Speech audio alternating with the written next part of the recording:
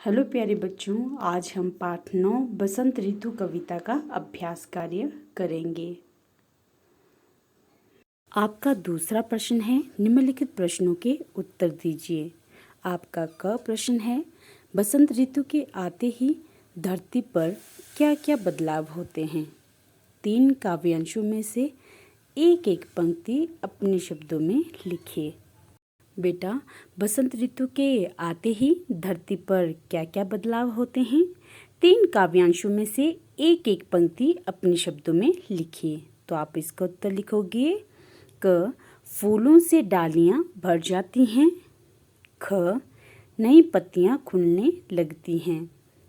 ग, धरती का रूप बदल जाता है।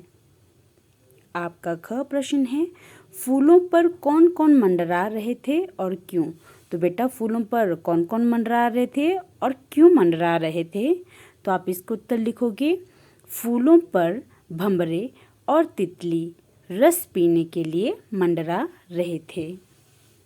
आपका ग प्रश्न है, नवजीवन का संचार कैसे हुआ। तो बेटा, नवजीवन का संचार कैसे हुआ। संचार मतलब फैलाव, ठीक है। तो आपने इसको उत्तर लिखना है। नए फूल और नई पत्तियां खिलने से नवजीवन का संचार हुआ। आपका घ प्रश्न है, बसुधा ने बदली चादर से क्या आशय है, स्पष्ट कीजिए। तो बेटा, बसुधा ने बदली चादर का क्या मतलब है, आपने ये स्पष्ट करना है। तो आप इसको उत्तर लिखोगे। बसुधा ने बदली चादर से आशय है कि सर्दी के कारण जो पेड़ पौधे और फूल कम हो गए थे, बसंत ऋतु के आने पर वह सब फिर से खिलने लगते हैं। आपका ड प्रश्न है, बसंत ऋतु के पहले और बाद में कौन सी ऋतुएं आती हैं। तो बेटा, बसंत ऋतु के पहले और बाद में कौन सी ऋतुएं आती हैं। तो आप इसका उत्तर लिखोगे।